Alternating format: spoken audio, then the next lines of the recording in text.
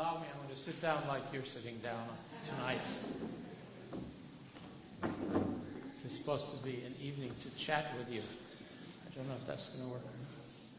A lot of people to chat with.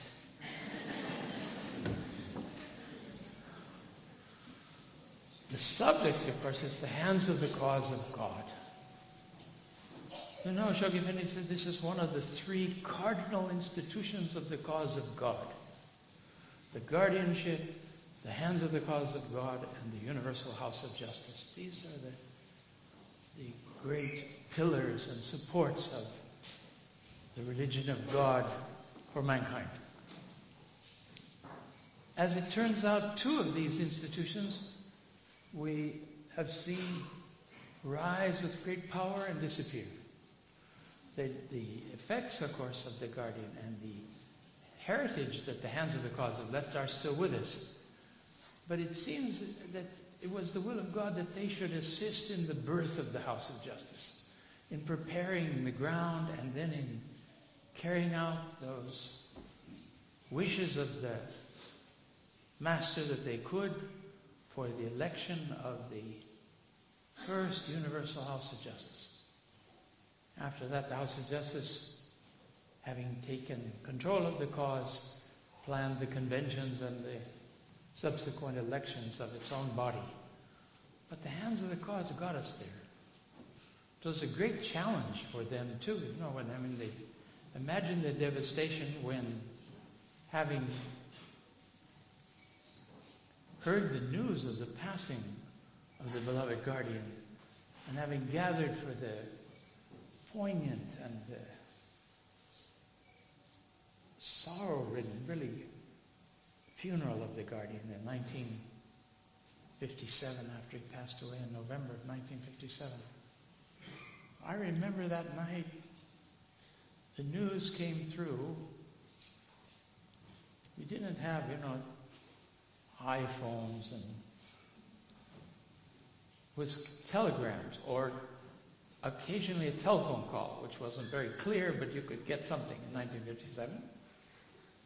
And the call came through and they read off, and the Los Angeles local assembly wrote this down and then had people call to the other assemblies in Southern California with Rio Econom's first message.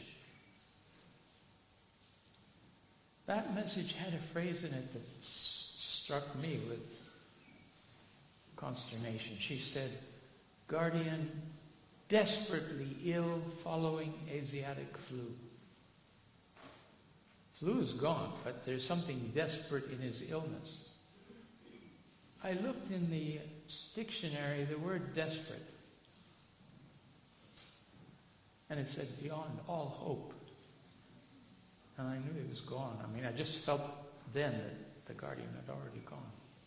And then the second message came saying that he'd passed away quietly in his sleep. The guardian was, from the Pilgrim Notes that we know from 1957, from conversations that I've heard, been in the presence of Ruya Khanum, the guardian was totally exhausted and a bit exasperated with the Baha'is' lack of action in the middle of the crusade, particularly my beloved American colleagues.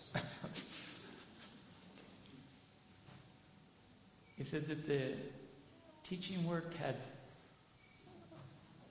slacked in the United States, that there was more emphasis on public meetings and summer school schedules than there was for proclaiming the great victories of the cause around the world to the Baha'is. Did they not understand what was happening in this world crusade?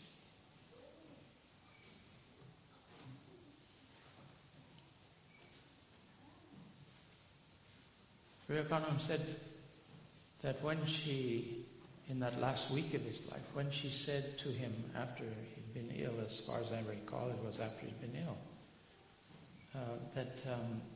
when shall I arrange our tickets back to Tel Aviv, back to the Holy Land?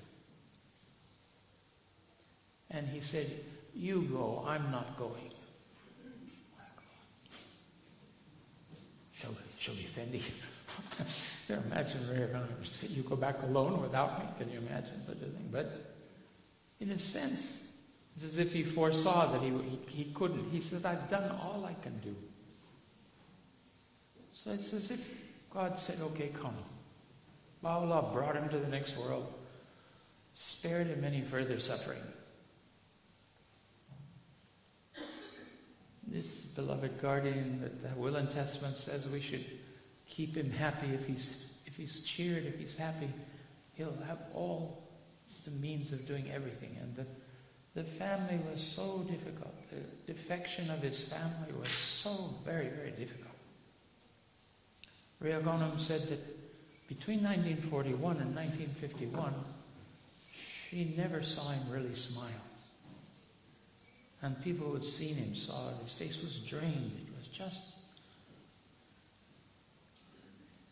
Then, in 1951, he launched a 2-year international plan. It was the first international plan that we had, preliminary to the 10-year crusade, which he launched in 1953. And this was an African campaign with the participation of 4 national spiritual assemblies.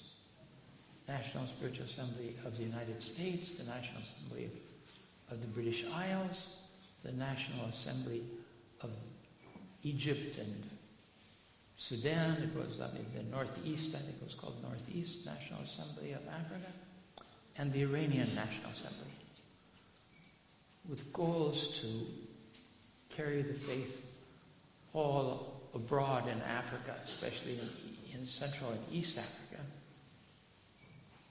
And the first pioneers arrived then, and news immediately became apparent of the receptivity of peoples.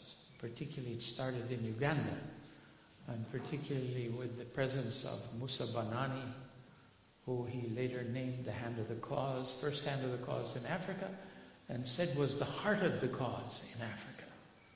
And under his shadow, Ali Naqshbandi was going to the villages and sleeping on the floors of the huts of the native friends, winning their hearts. And then other pioneers arrived, and they were busy with the teaching work. And suddenly these victories were coming, news of victories. And Ria Ghonim said the spirit of the guardian changed. It came up again. And by the time he got to the 10-year crusade, he was full of energy and vision. And of course, he never lost his vision. You read the messages during those 10 years. He didn't slack being guardian, but his personal situation.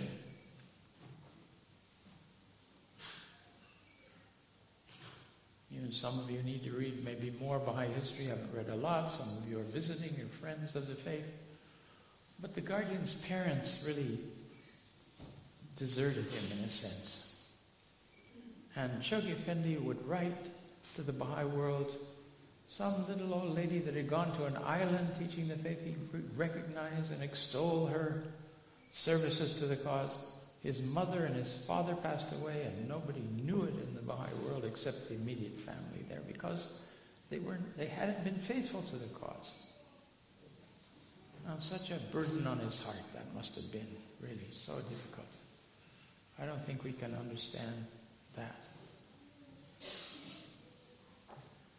Now, with the World Crusade, he said the hour has come, 1951, simultaneously with this African campaign. He said the hour has come to develop the world center institutions, the international institutions of the faith. We had a period developing local spiritual assemblies and then national spiritual assemblies, and then the goals that he assigned to the national assemblies around the world, beside the ones in the Western Hemisphere, to carry out the plan, the divine plan. He used to say that the divine plan was addressed to the North American friends, and the American believers themselves were the champion builders of the carrying out the work of the divine plan. And the Canadian friends were their chief ally. And then he made something of a marvelous statement that right now the messages to Latin America from the Guardian, about 400 pages, a book, missing book from all the messages of his ministry is being edited. And you'll see there that he proclaims to the Latin American friends, particularly the inaugural conventions of the new national assemblies in Latin America, that because of Baha'u'llah's words of encouragement to the presidents and rulers of the continent of America, the Latin American Baha'is constituted associates in the execution of the divine plan. All the other national assemblies and communities around the world, he said, were auxiliaries. So we've got chief executors, we have chief ally, we have the associates, and then we have the auxiliaries. And at that time, he said the chief auxiliary was the British Isles, because they'd been active already doing things in particularly in Africa and the Pacific and so on. So this is a very interesting development. Then he said, now the hour has come, and announced the contingent, a group of individuals, as living hands of the cause. He'd already named 10 outstanding Baha'is posthumously. When they passed away, he said they have attained the rank of the hand of the cause of God when they went to the next world. This is, Martha Root on and all that period. Don't have the names of all of them in front of me. And in this first contingent, he named hands in the Holy Land, and he named hands in the Americas, and hands in Europe, and hands in Africa, and hands in Asia. And part of the Asian also was for Latin, for the Antipodes, Australia and New Zealand. So these groups were there, and they developed more. And by the time the Guardian passed, there were 27 living hands of the cause. And they were divided in these continental groupings of hands of the cause. There were a few hands of the cause serving in the world center of the faith, on the International Baha'i Council. At that moment, Mason Remy was still faithful to the cause and was the chairman of the International Baha'i Council. Leroy Ios was also serving on that body. Of course, Ruhia Khanum was the liaison between the Guardian and the International Council, and had been named a hand of the cause herself at the time of the passing of her father. These hands then were involved, under the direction of the Guardian, in the protection of the faith in the Holy Land, in propagating the good faith, name of the cause there, and in interacting with government agencies for the prestige of the cause. There was one American-Italian, Dr. Giuccheri, who was working very closely with the Guardian, and he named him as a member at large of the Baha'i International Council. Dr. Giuccheri was marvelous. How many of you have met Dr. Giuccheri? Oh, there's still some around. You remember what a noble figure he was. Could inspire you with the fear of God if you weren't careful. He had that kind of integrity, He was also of the nobility of Italy. Nobility of a level so that he could marry one of the nobility of Sweden. His wife was of the nobility of Sweden. Angelina, dear Angelina. They were a wonderful combination together, so beautiful. Mrs. Mayberry, Florence Mayberry, who was on the First International Teaching Center, she said when she was in the presence of the Guardian extolled Dr. Giuccheri. He said, Ugo, he said, is 1,000 men. That would be nice to hear, wouldn't it? And then he said, and he's almost a saint. said he caught himself at the last moment. The man's still alive, give him a chance to.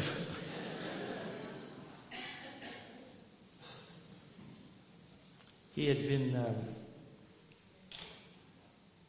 tireless in supporting the needs of the Guardian for the carvings of the material for the International Archives Building, first for the shrine and then for the International Archives Building. So he was constantly in touch, and they were made with Italian marble.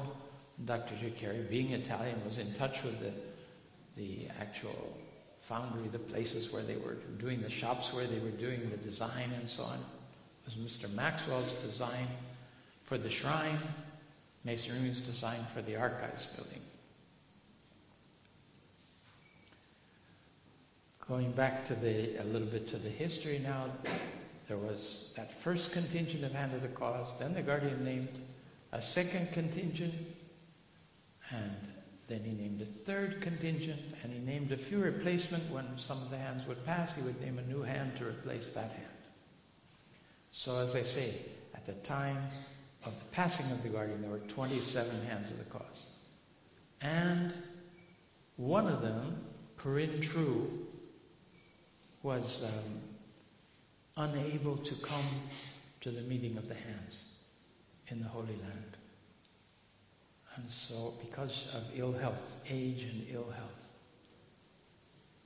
I saw her once in 1958. She came to the convention proceedings following the international conference that was held there in the name of the Guardian. It was the last event he'd called for. And she came in, they helped her, somebody's arm, and holding her up, and she came to the center and stood at the podium in the foundation hall.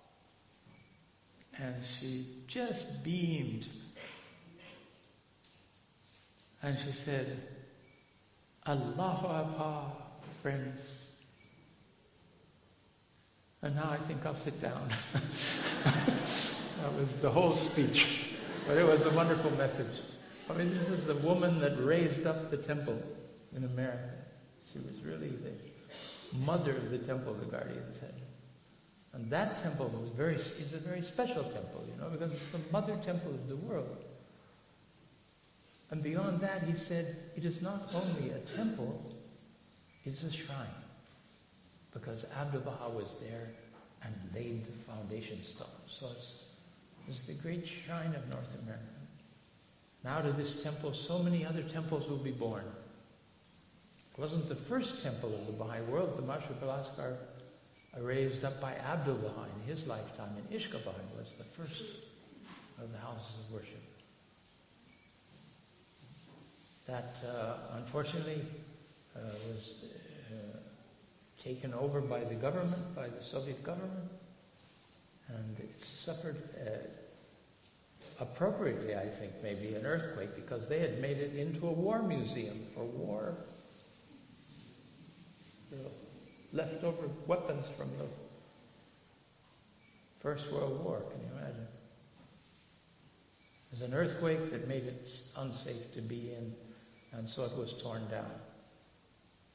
There's a fund in the Holy Land for the re-establishment of the Ishkaban temple when the time comes. I think we'll see it return in the future. At least that was one of the great wishes of Rio Khanum herself. I've heard her say that she had felt from the Guardian that the time would come that would happen. Now, of the 27 Hands of the Cause, I've met personally 25 and worked closely with 12 of them, I would think. These hands were so kind to us. They brought Mrs. Maybury, they brought myself, they brought Aziz Yazdi, and they just shared everything with us very openly and made us a part of this International Teaching Center in 1973. You may recall that the House took the decision that it was not possible to name a guardian or to legislate to make possible to name another guardian after Shoghi Effendi. And the following year it had to consider the case of the hands, whether they should find a way to name more hands or to legislate to make possible the naming of more hands. And they decided after consultation, 2 weeks, the body of the hands was in Haifa for a conclave with the House of Justice in 1964. And then came out the statement that they found no way to make that possible. But they determined in launching the 9-year plan in 1964 that a way had to be found to extend the functions of propagation and protection of the cause as exercised by the hands of the cause in a new way. Those two qualities, protection and propagation, under the hands, were things that are essential, that are fundamental to the faith, but they didn't require infallibility. So they could consider the possibility. And then in 1968 they announced the establishment of 11 continental boards of counselors. And the hands of the cause themselves helped launch those bodies in their work.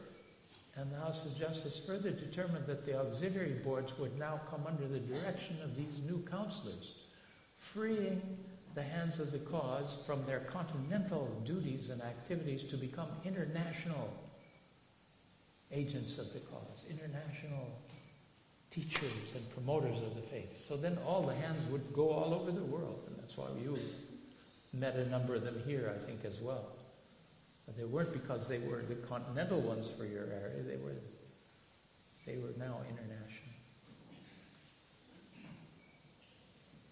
The initial board international teaching center consisted of Amato Baha'i Econom, Mr. Furitan, Ali Akbar Furitan, Mr. Faizi, Mr. Haney, and the three counselors. Seven of us were there. And I remember I was on pilgrimage in the heart of Iran when the appointment came. The day of the appointment, and I didn't know anything about it. And I didn't learn until about 4 days later, because there was no way in Iran, safe way, to either telephone or telegraph to Yazd to tell Mr. Dunbar that this has happened to him, or to the cause, or whatever you want to say. So that was interesting. But I was visiting with some of the dear Afghan, the graves of the martyrs of Yazd, those that had been killed by the enemies of the faith, holding staunch to their faith, wanting them to renounce their faith and refusing to, and then they killed them, Muslim fanatics. Those graves were so uplifting to think of the spirit of those people, both men and women. And I felt deeply affected by that. My own prayers. They had me sleeping alone in the big Hazrat al-Quds. Has a park kind of area inside it, so big. And they said that no one will suspect you're sleeping there, so you sleep there. So that's where I was sleeping. And I had a very uplifting dream that night, which later I understood was the day of the appointment of the teaching center. Horses pulling me. I was running up a mountain, 2 white horses carrying me up this road, and people cheering on both sides. I thought, gosh, I've really been affected by the resting places of these great heroes and martyrs of the faith. So then I got back to Tehran. They said, where have you been? Well, they knew where I'd been, but they said, where have you been? Mr. Fatih Azam is trying to reach you by phone. I thought, Mr. Fatih, what do you want to reach me for? And then they said, you've been named a counselor. I'd been a counselor 5 years. I said, okay. Something else is going on. So then I got on the phone, and then they showed me the message also to the Baha'i world. That was the message. My wife said that she had to make a decision whether to stay with me or divorce me.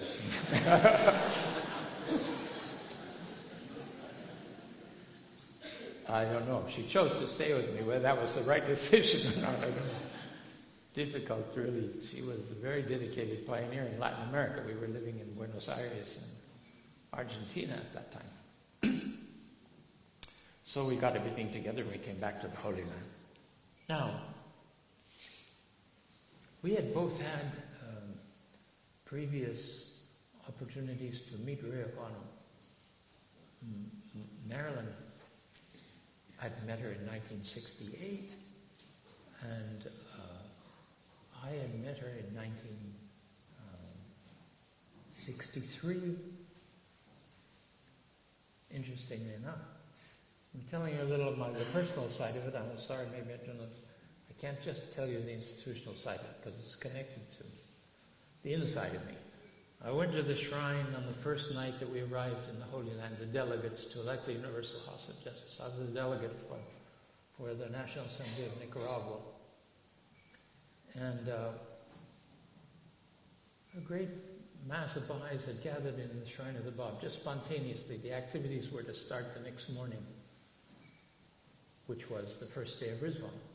And the first action was the election of the House of Justice. So we were in the Shrine of the Bab praying, and I'd been sitting on my knees, on my heels, during the prayers.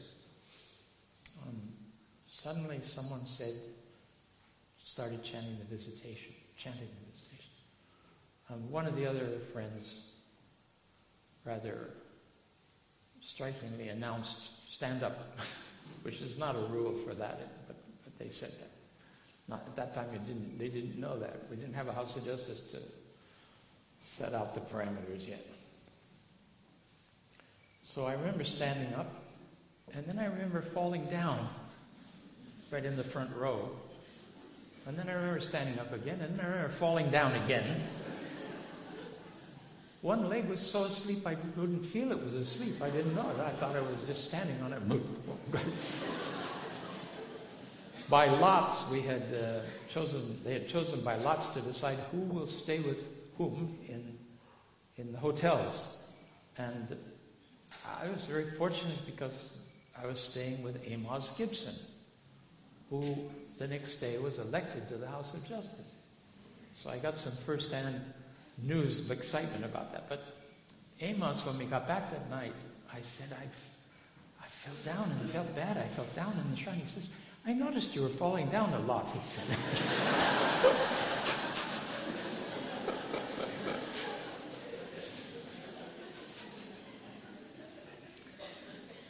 So then I went back and was praying some more, and next thing I knew, I opened my eyes, there was nobody in the shrine. I was all alone. So I got up and I started back, and as I came back, the door opened behind me, and in came Ryokono with Violette behind her. And she said, "Hello." She said, "Who are you?"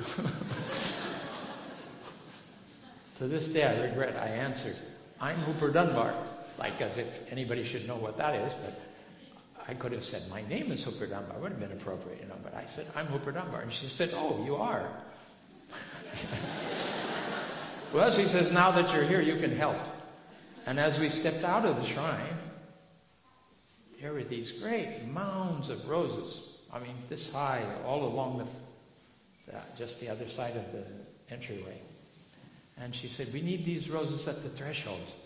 So we began carrying, all the three of us, carrying these great bundles of roses to the threshold. And the guardian had guided her in the centenary in 1944 of the Declaration of the Bab, had guided her to create a carpet, a design of roses of different colors in the whole inner shrine. So that was, she knew that was the procedure then, and she was doing it again for the Blessed Rizwan Festival, the 100th anniversary of the declaration of Baha'u'llah's mission. So we finished that. As it just was finishing, I was backing out, and she said, "Hold up your hands." I was, okay. She filled them with dry rose petals, beautiful rose petals from China, and I retired. But that was my first meeting with Khanum, and it was nice that it was a service meeting in a sense. It helped a little, the announcement of who I am. That was a bit. Anyway, in the Holy, when we were in London, after the election, after the commemoration, at the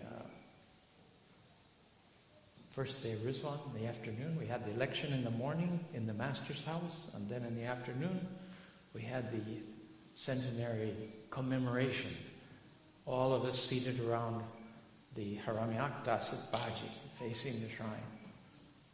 Another startling thing happened to me. During the election, we saw, because some had been there a day or two ahead of time, the hands of the cause had been keeping out of sight. They'd asked that we don't elect them, that leave them free to do their own services in the future, but they didn't want to be greeting people and hugging people, doing things. So they weren't in sight. But when we all came in and sat in the hall, in the far right room, which is the old Maxwell dining room in the house of Abdul Baha, all the hands were there collected together to witness the election at the House of Justice. About halfway through the roll call of the nations, somebody came from that side. I don't remember who that was. Came and they said, "Which one is Mr. Dunbar? Mr. Dunbar, come with me." I got up and they started taking me towards the hands of the cause. Everybody's busy with the election, but I'm saying, what is this now? And when I got there, pushed me into the hands and they started hugging me because I knew a number of them and they were very gracious. And then they passed me to the back of the crowd to Mr. Balyuzi, who said, "We understand you're an actor and you read very well, and we want you to be one of the readers at the festival this afternoon, but we wanted to give you the readings first." So then I understood why that had happened to me. It was a bit strange. I had the opportunity to see greet the hands ahead of everybody else. I didn't mind that part too much, but so many dear friends, so many of the hands that I traveled with. It was marvelous. Then the next day also we had a chance to meet all the hands of the cause at the Pilgrim House. Once we went to London, there was too many, our 8,000 Baha'is who couldn't see the hands. But there we could. There were delegates. There were about 500 delegates, and we had this tea and mingling at the outside the Shrine of the Bab at the Pilgrim House. And that, friends, is the occasion when I met Mr. Samandri.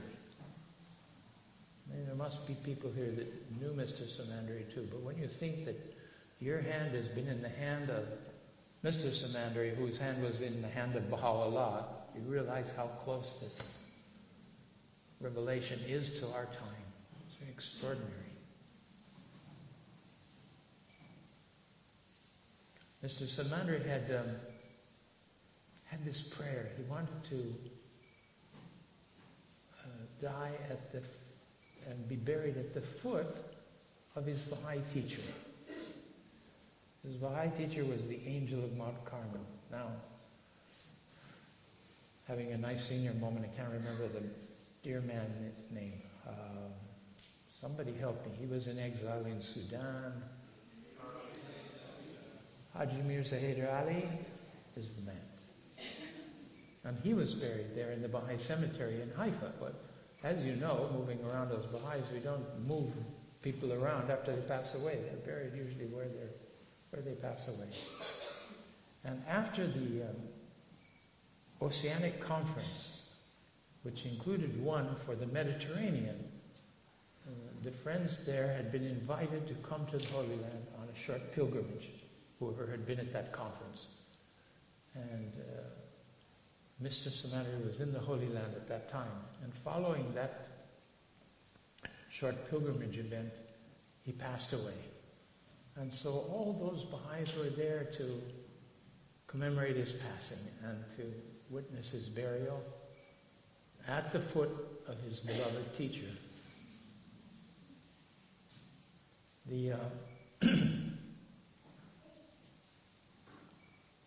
Mr. Manani was there. He was rather weak.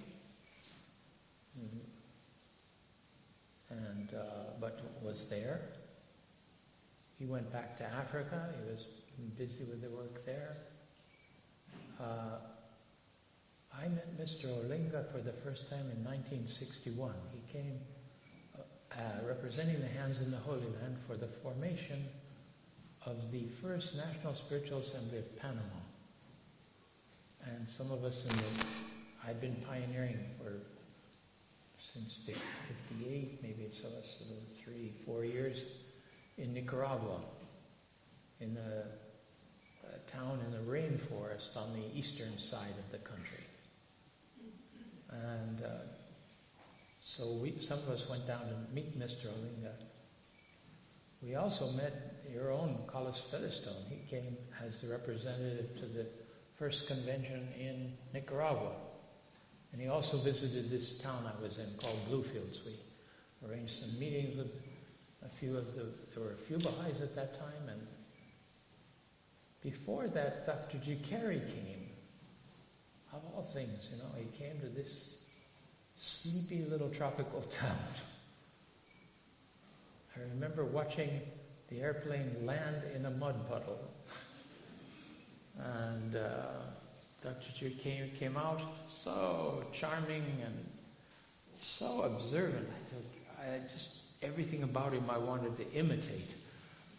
As we drove in this rickety old taxi to the little center of this small little town, he was identifying all kinds of shrubs and flowering trees and things.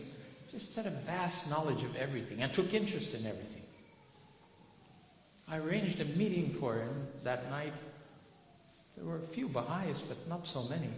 But somehow the news went out that this visitor was here and he was going to speak about the Baha'is. And when they came, one of the Baha'is asked him to speak about the Guardian.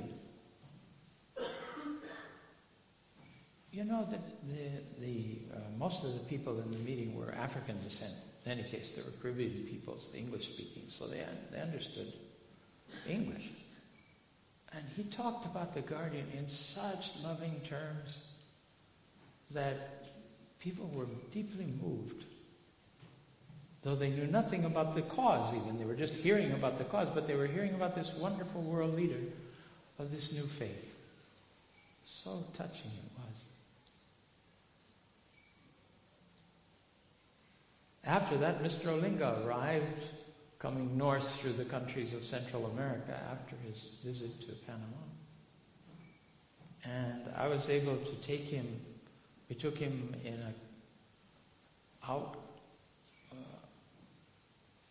outboard motor boat through channels in the rainforest and up to a place called Pearl Lagoon, to an assembly area where we had our first assembly in Raidipura, which meant over the grave. It was a pretty appropriate title. It was a little bit of a difficult place. And the believers there had put together a Watling Baha'i center, that is woven branches and palm fronds, and he dedicated that center. That was one of the events, if you will, for us of the World Crusade in that part of the world. And he spoke so lovingly and so understandingly with the people that were gathered there, with the native friends that were there. That was a marvelous event. He went on to Honduras, where my future wife, unbeknownst to me at that point, traveled with him as a translator. And she moved along the north coast of Honduras with him. So they had a friendship together as well. Quite interesting. Mr. Featherstone came and slept in our little Baha'i center that we had in Bluefields as well. I apologized to Dr. G. Carey for the conditions there. There were mosquitoes in the air. You had to sleep under a mosquito net and so on. There was malaria still at that time. And he said, don't worry, my boy, don't worry. He said, this is better than the rats in Costa Rica that were in the room with me.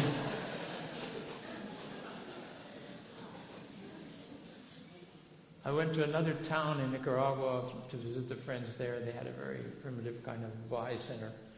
And you slept on cots. And it was hot when you went to sleep, but by the time the middle of the night came, it was cold. And there was a sheet, and that was it. And this particular center had a roof without any inner lining, so you had tiles. And it was populated with slugs. The slugs would drop off the room and onto your bed, and then you'd roll onto them, as you were moving around trying to get warm. Squish, squish.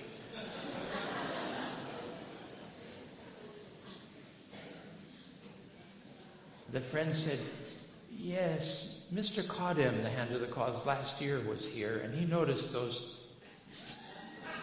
slugs too. And he thought it was better to stay up all night praying. And he stood up and prayed and prayed.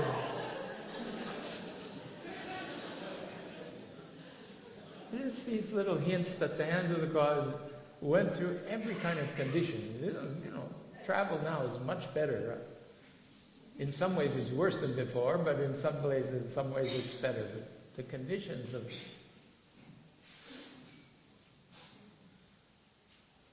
the first time I used the privy in that Baha'i center, in that place with the slugs in the bed, I got in there and was preparing to use it, and bats flew out of the hole.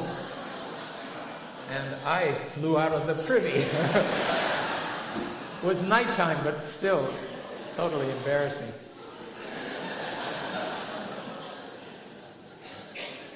Great fun.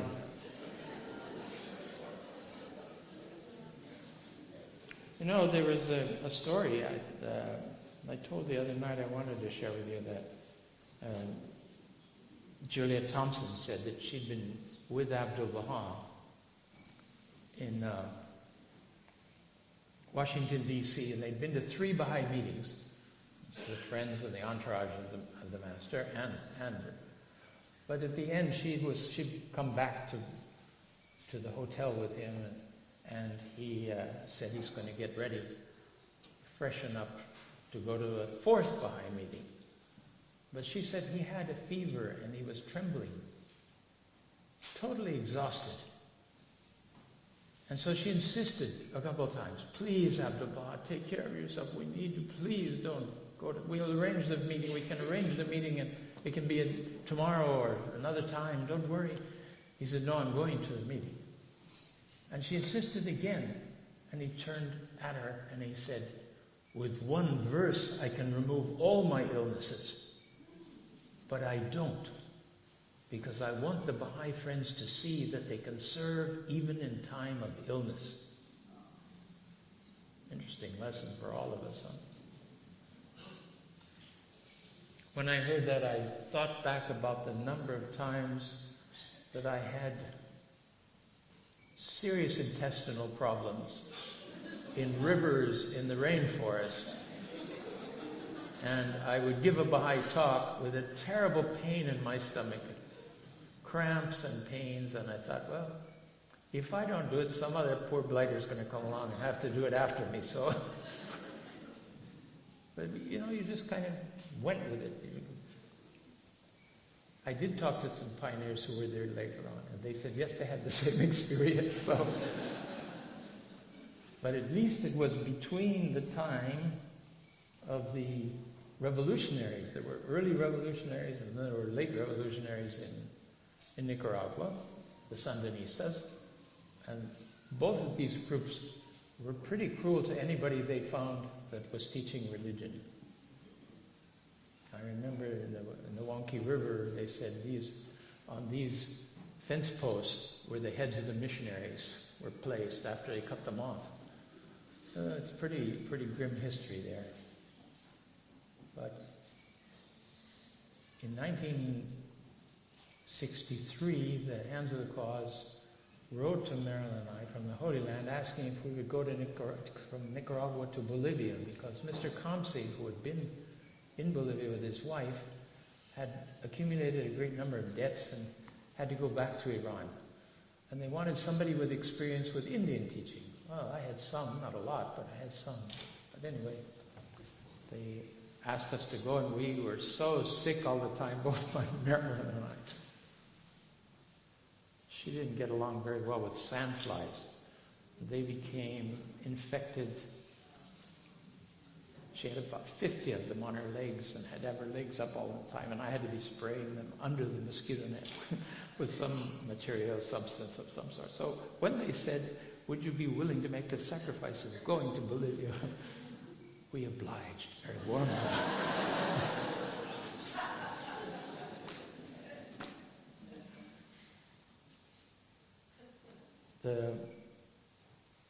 Before I knew it, and this was just after the convention in 1963, when I was leaving the convention, I met Mr. Khadim, who had been residing as a hand in the Americas. And he said to me, you know about this lady in Guatemala? He said, I don't think we should bother with her very much. She should stay where she is. Just, if you find her influence is spreading, then we should do something. Well, obviously, that was a remark you would only make to a protection board member. You wouldn't say that to anybody else. But nobody told me I was a protection board member. But it seems it had already been decided at that time. I'm 27 years old. That's nothing now. We have a lot of young board members. But at that time, the board members were all either bald, gray-haired, or very mature people, So it was a kind of a surprise to the believers when I was moving around as protection board member. And lo and behold, the 5 countries I was assigned as a protection board member in South America, each had covenant breaking. Bolivia, it didn't start that way, but the chairman of the NSA broke the covenant within the first year that I was there. I hope I didn't have too much to do with that. So we had a very exciting time, and you don't read those things in Baha'i news very often, but that was interesting opposition to the faith from different quarters. So I was under the direction of Mr. Khadim. I received the appointment when I was in the Yucatan. I planned to make a trip, and I'd gone ahead with that to visit the Baha'is, the Mayan Baha'is. That was very interesting.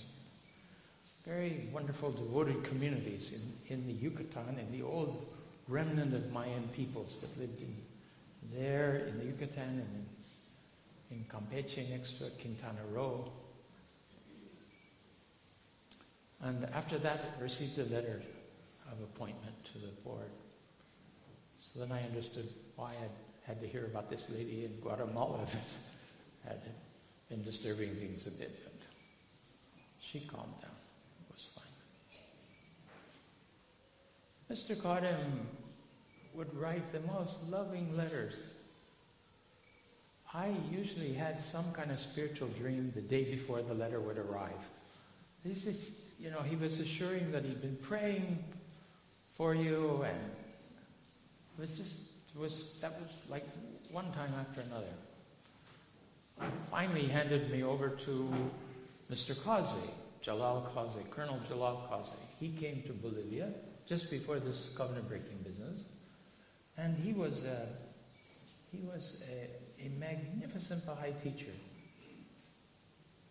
Anybody that knew Mr. Khadim and heard him speak about Shoghi Effendi understood why he was a hand of the cause. He just loved the Guardian so much. He spoke so endearingly about him. Mr. Kazi was a teacher who would tell long stories, and all of them came to the conclusion that you wanted at the end, to convince you either about the existence of God or the greatness of creation or the miracle of your own human body, which should make you humble before your Creator. All kinds of interesting things like that. He was full of fun. At that point, I was very, very thin, skinny, having gone through all those nice jungle experiences. I think I weighed 133 pounds. I don't know what you have here, like 58 kilos. Okay? And I'm pretty tall, so if I saw somebody coming I didn't want to see, I could turn sideways. And my wife was abundant, let us say. And he said, you know what we should do? We should mix the two of you and make two good ones.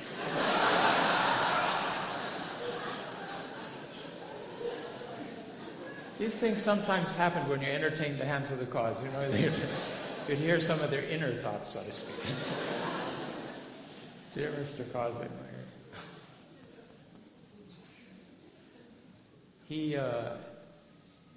He prepared the way for the boards of counselors in a very interesting way, because he was a military man, you know. Didn't like to be contradicted. The assemblies hadn't had a hand of the cause living in South America. They were not used to that at all. Who is this and why is he telling us what to do? And he would make strong suggestions to them. And one of the members would say, but surely you're not insisting that we have to do it this way. He said, no. No, he said, no. But I'll call the Holy Land and tell them what you're up to, you know. So when a board of counselors was appointed, all of these assemblies, national assemblies, were kind of poised, you know, what is this going to be now? Instead of one of them, we have three of them coming at us. So it was a very delicate job. I remember what we did. We used to say, you saw the letter of appointment of the counselors and what they're supposed to be doing. Did you see that? Yes. You know, it's really, we're going to have to learn together what this means. I don't understand this stuff. Can you tell me what you think I should be doing? Well, that kind of disarmed them a little bit, and you could get a start at consultation between the counselors and the national assemblies. And then was at that point we were dealing with the 9-year plan, you know, the first 9-year plan of the House of Justice. And that meant visiting hands of the cause too. And Dr. Mohajir used to come through. He was a terrific trooper, you know, and quite a studious scholar of the writings of the faith and of the letters of the Guardian. He was constantly collecting. Everybody'd ask, did you have a letter from the Guardian? He'd get a copy of it, and he'd share it with us. He'd tell us about them. And there were wonderful letters about teaching the Indian peoples in the Americas from the Guardian that encouraged that a great deal.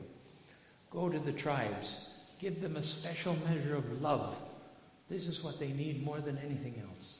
Fairness and love from the teachers. And don't presume that you know more than they do. All kinds of wonderful. These are in this volume of the letters to Latin America that you'll eventually fall heir to here. And Mr. Olinga, that was... I want to mention Ruia Khanum. She came to the dedication of the Panama Temple. And as Marilyn and I had both met her previously, she knew some of the friends in the area, but she hadn't traveled in Latin America yet. She came directly there. And under the direction of the House of Justice, she dedicated that temple, which was the first temple of Latin America. Now you have that's the mother temple of Latin America, but you have the mother temple of South America, just the lower part, with Chile, which is this last of the great regional houses of worship. And a gorgeous building, and I hope some of you have the opportunity to represent the friends here in the time of the dedication next October. So Ruia Khanum was there, and because we knew her, she was presenting. We had so many people there that there had to be 5 dedication ceremonies. Fill the temple up and read this was the Baha'i internal dedication. She would read a special prayer, and then after the prayers, she would unveil the portraits of the Bab and Baha'u'llah for the friends to see, and they would file by and see those and into the temple. Then she would go back to the quarters of the temple management for tea and a rest for a little bit, and then the friends would fill up the temple. Then she'd come again and bring the portraits and present them there, uncover them, unveil them at the appropriate moment. So that was good, but she drafted me to carry the portraits, which I was pretty excited about. I did that all day long, carrying them back and forth, and she would put them up there. So we had this closeness with Ruia Khanum, which was a blessing. We didn't know the future. Be working together day after day for decades, several decades, And she came to Argentina, which wasn't the most primitive of the countries, but it did have some very primitive areas. And she said, Hopper, I want to go somewhere where nobody's ever been before, in the Indian areas. So how do you answer that? I said, of course, yes, we'd find that out. But then I had to figure out a place where we could go where nobody'd been before, where no Baha'is had been before. We managed to get an old truck to take us into this wilderness of the Chaco, which is right up against the Paraguayan border. And we went out through this forest, which literally was a thorn forest. I never saw so many trees that had thorns growing out of thorns in all directions. And we had some of the native friends with us. Thank goodness. Somehow they had experience, because we would get a flat tire every half hour or so on these dirt roads with all of these spines and stickers and things. And Khanum would get out and cut watermelon for us, or find some dry crackers to give us to eat. And we came way up to a village up by the Pilcomayo River. And the rain was threatening, so we set her up in a shed, which I'm afraid had been the pig shed before. We were sleeping outside. She was sleeping in there with her cousin Janshu. And the rain came, and she said, come inside and sleep around the edges of where her tent was. She had a kind of a tent inside there. So we got out of the worst of the wet and slept on the peripheries around her. Next day, she was saying, we're running out of food, we have to get something. She then offered to purchase a goat, and that had to be slaughtered, and then she was busy cooking some goat meat and things. She had a meeting in the afternoon and spoke. We spoke through translators and talked about the cause and everything. The whole village, completely charmed, embraced the faith, accepted the faith. So she was very satisfied with all of that and stayed another day, and then we went back out. And we got on a train that crosses the Chaco. Only this was the dry time of year, but it had rained, so it was muddy. And the vehicle never did make it out. We had to get a tractor to come and pull Riacanum on a barge behind the tractor to the railway line. It was a first-class adventure. A number of times in the Holy Land, in gatherings, regal gatherings with the House of Justice members and different visiting dignitaries, Riacanum would say, that man took me on the worst trip of my life.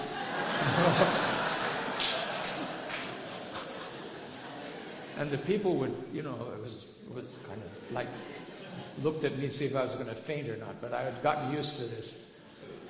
And then she turns, as she had this way of playing that kind of thing. Then she turned very, very sweet, and she said, and it was the best trip of my life.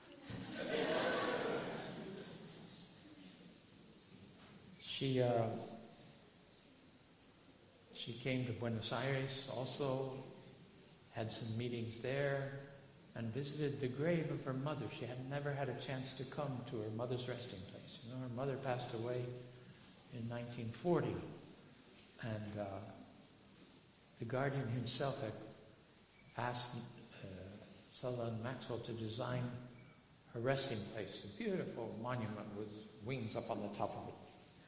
Maybe seen pictures of it in the Baha'i world. So there at the side of the grave, she began reminiscing about her mother. And she said, my mother was both my physical and my spiritual mother. She ingrained the faith into me. And she talked about how much she missed her. And how she didn't know what was going to happen in the next world, but she was going to insist on 1,000 years of sitting down and talking to Mummy.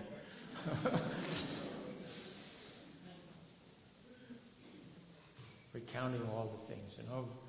Dear May Maxwell arose in over 70 years old, quite frail in health, and took a ship and went down and visited the route that Martha Root had come down, the Atlantic side of South America.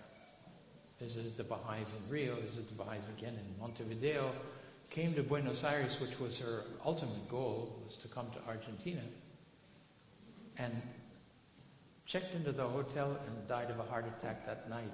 So the friends never saw her in Argentina, but they have the blessing of a resting place, which Shoghi Effendi has said will be. She has attained the spirit of a martyr by the sacrifice of her going out at that age and trying to promote as she could the cause.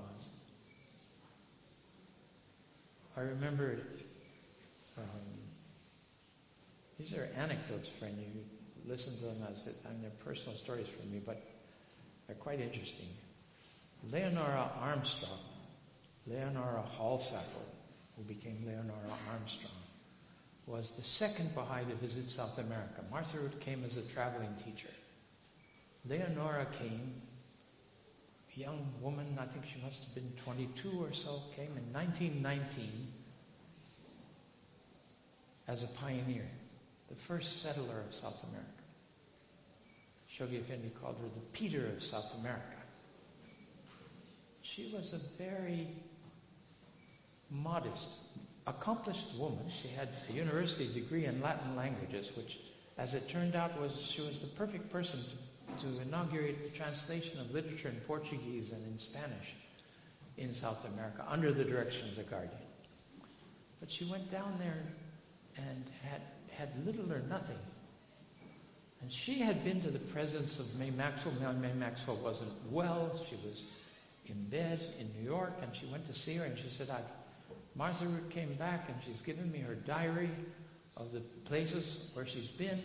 She wants me to go to South America. I said, I don't know what I should do. I don't have any experience. How can I do?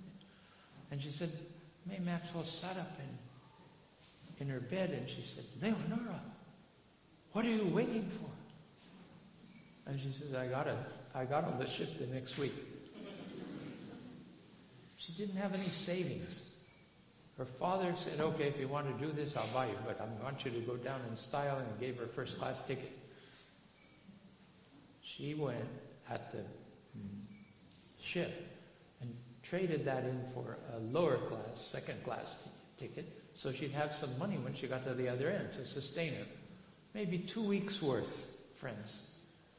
We're not talking about, get on the jet and come back home. You're stuck out there, and she didn't speak Portuguese. What kind of courage was that? I mean, amazing. That's the following in the footsteps of the disciples of Christ that Abdu'l-Baha says in the will we should be doing, go out that way. And she got there, and she asked for the address of what she had written, which she thought was in Rio, and they said, no, that's another city, further south. And she had to go and get another ship and go south, and she finally found the name of this man who was an Esperantist, as it turns out. Anyway, he hired her to teach English to his daughters. And she said, I lived in a basement room that had the biggest spiders I'd ever seen in my life.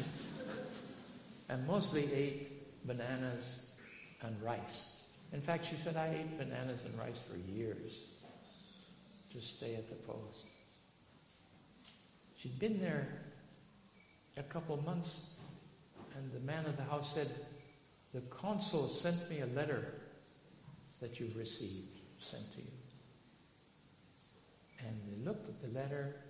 She got the letter. She told me herself this story. She said, it said on it, Miss Leonora Hallsappel, Brazil. Sent from Abdu'l-Baha Abbas. Miracle, really.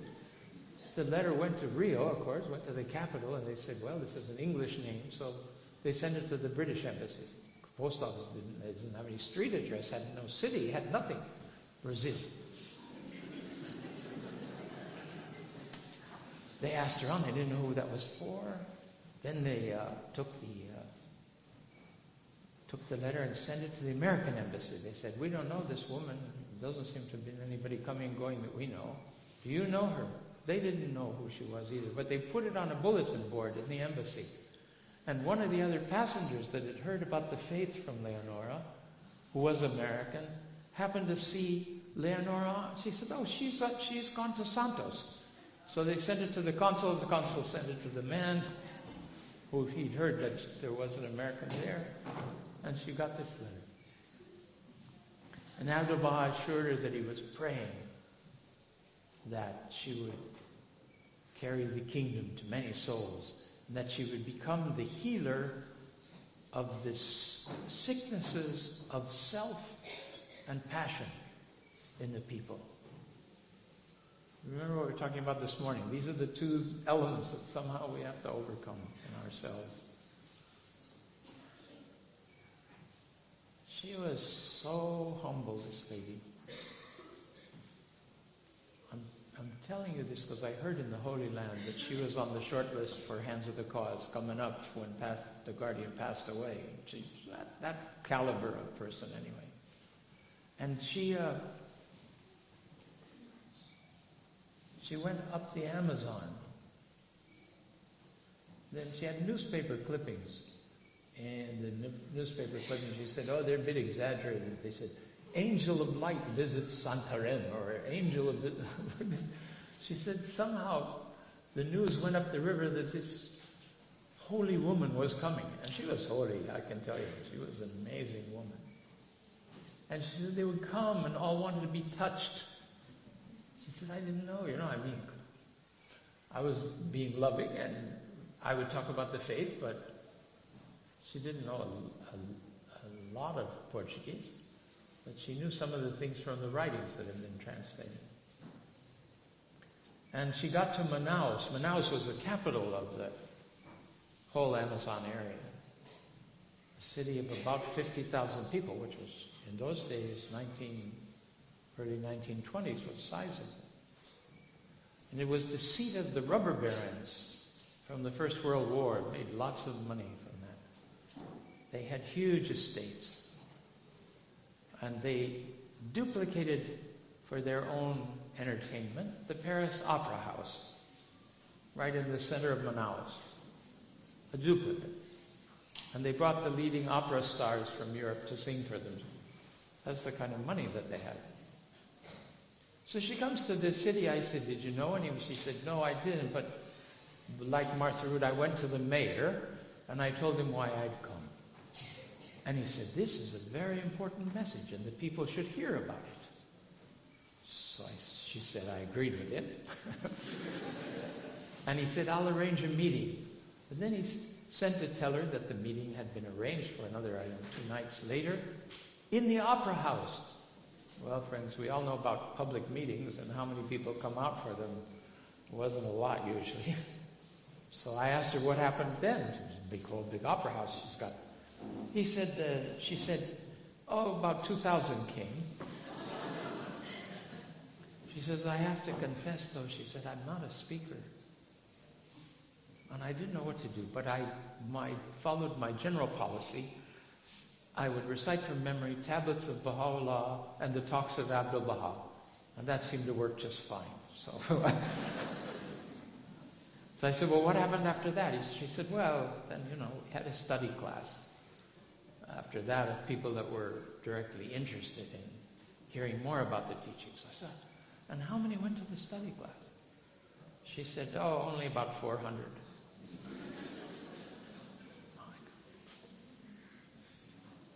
Then she went home to Bahia in the coast, the city that's mentioned in the Divine Plan. And she wrote the Guardian. She was depressed and disappointed that more people weren't interested in the faith.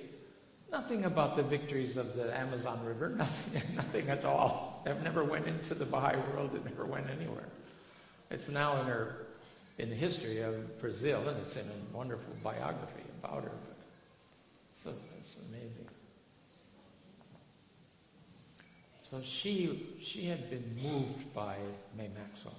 And she sent one of her English students to New York to meet May Maxwell. The student was going there for other purposes, but she said, I want you to meet my friend May Maxwell. She said, I hadn't told Margot, this lady that was going, much about the faith, but she knew I was a Baha'i. And Margot went to the Baha'i Center to find May Maxwell. May Maxwell wasn't there. So she went to, what was it? May Maxwell had just given a talk, and they put her in touch with her, and May Maxwell invited her to tea, and she went to tea, and May Maxwell was in a long purple day gown on a chaise lounge, relaxed and talking about the wonders of New York and the fashion and all these other things. And she said, all I could think of was, what is the Baha'i?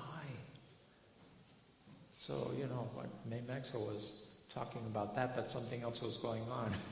She was obviously praying to this lady, And finally, the lady said, what is the Baha'i? And she sat up, and I saw a flash of light coming out of both of her eyes. She said, and she said, it's the Lord, my dear, the Lord. And that was it. She said, I knew it was the Lord, and she told me about it, and she became one of the founding members of the National Assembly of Brazil in the future. Wonderful. Hinakolinga returned to South America when I was on the board of counselors in South America. The board had not asked me to please accompany him in his journeys because he needed a translator and somebody to arrange all the tickets and the visas and the exchange of money. He was a Ugandan. He wasn't, from Great Britain or something. So that was an adventure in itself. And I had a chance to get to know Mr. Linga quite well. And that was a marvelous blessing. How are we doing on time? We've gone way over already, I think. Have we? Yes. Do you want to hear some more? Okay. Those that don't want to hear, please. We'll go to bed or we'll get some coffee. Just a little bit more about Mr. Olinga. He was, you can't see in people's hearts, but as far as my understanding, he was the most profound of the hands of the cause that I met with regard to the teachings. He'd been with Shoghi Effendi in the Holy Land in very unique circumstances. He was the Knight of Baha'u'llah for Cameroon. He was a Ugandan Baha'i who at the beginning of the crusade went pioneering, became a Baha'i in that 2-year plan that we were talking about, the African International Plan. Then he went to the West Coast, as did a couple of other African members of the local assembly of Kampala. They went very early Baha'is, went out there. He began teaching the faith in the Cameroon. And before long he had 100 believers. And Shoghi Effendi was so pleased, he said that he gave him the title of Abu Futu, the father of victories. And at that time he was able to go on pilgrimage. And he said when he went there, the guardian didn't put him in the Western Pilgrim House. He put him in the Eastern Pilgrim House. The Eastern Pilgrim House was empty. And he sent Lutfullah Hakim to be there and cook for him and take care of him. So was of course the part that we didn't know at that time is that the guardian himself would go to the Eastern Pilgrim House in the afternoon and go with the Persian pioneers to the shrines together, men. The women would meet Rhea Khanum and the guardian would go visit them later after he came down from the mountain. So these days, day after day, Mr. Linga said, I was alone with the guardian. He came there and walked with me and taught me about everything. And he said that Shoghi Effendi said that in the teaching work, you need to master the method and approach of Abdu'l-Baha in the West. You cannot better that. And he advised him to do that. And there were a couple times where I thought he's memorized the talk of Abdu'l-Baha. He would come off of the back of a truck, a dusty truck, dust himself off into one of the universities in the Altiplano of Bolivia, and the university rector would be there to receive him, take him inside to an audience, a large audience, and he said, "Your subject is science and religion. This is going on national radio, and we're starting in 5 minutes." That didn't faze Mr. Linga at all. He got up there with such dignity and gave this talk, and I was doing the translation. So I was taking some notes, and I said, "I'm going to find this in promulgation. I never could find the talk." He just had it in, he had absorbed it so completely that he would give these marvelous talks for the public in the style of Abdu'l-Baha. But other times he would give an African rah-rah talk in the jungles to some black Africans down way and deep in the heart of the rainforest in Colombia. And afterwards he'd turn to me and he'd say, "Too African?" But he was talking to people who viewed him as a king. They really viewed him as a king, having come from Africa. So, one time in Ecuador, we came off of a bus with a group of about 4 or 5 Baha'is. We were going down to Esmeraldas on the coast, which was also African descent peoples for the most part. And we came to this village. It's called Quinindé. And as we got off the bus, and it was in the later part of the afternoon, children saw him and got all excited. Oh, he was big and he was jolly, and pretty soon he had about 10 kids on each, holding on to his fingers on each hand, and he couldn't get people couldn't get off the bus, and so he just started walking down the center of the main street there, and people filed up behind him. We're walking down the street, he's greeting people in the windows of the houses, 200 people behind him. Don't know who he is, but they know it's important. You know, Abdu'l-Baha says that those who are firm in the covenant, when they enter a place, it should stir the whole city. I saw that with my own eyes, how he stirred them. And then a whole mass of them came to the meeting in the evening, and he described the faith so beautifully. Time after time. Chile in the south with the Mapuche Indians. We had a meeting in a small little town, in a small little movie house. And the people screamed so loud he couldn't give a talk. He just said, "Jumbo, Jumbo." This is an African greeting. And they were happy with that. And then they all came piling onto us. There were a few, there were 2 or 3 of us with Mr. Linga. It seems the tradition there is you'll have good luck if you pinch a black man. "Hopper, get me out of here."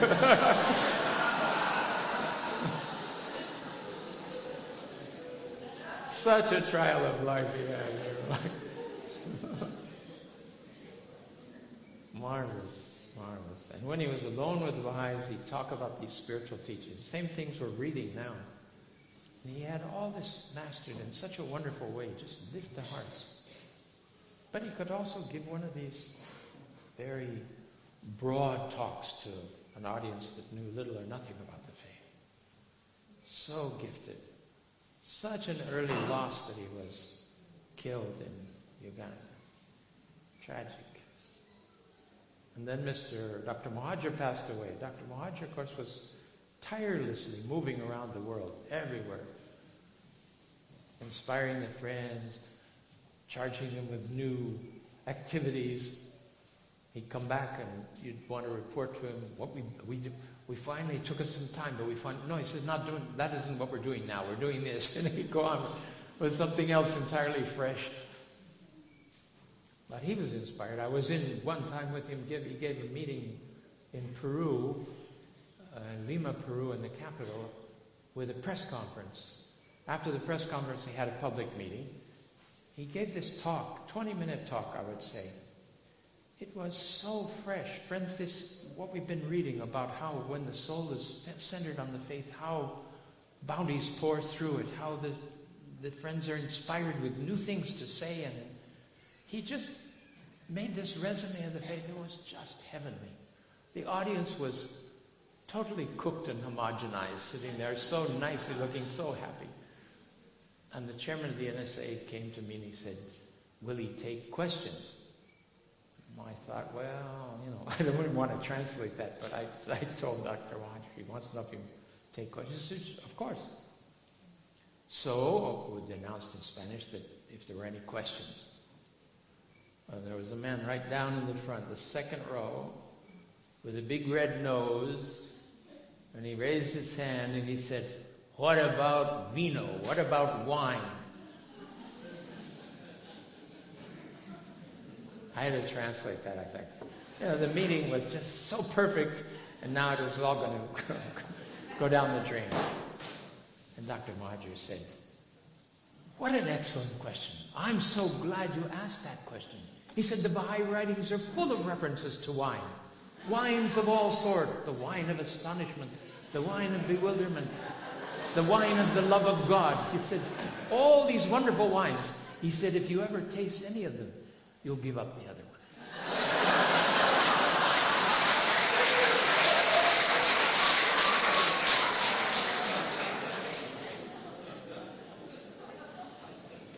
Friends, we really are out of time. You were very patient. Thank you very much.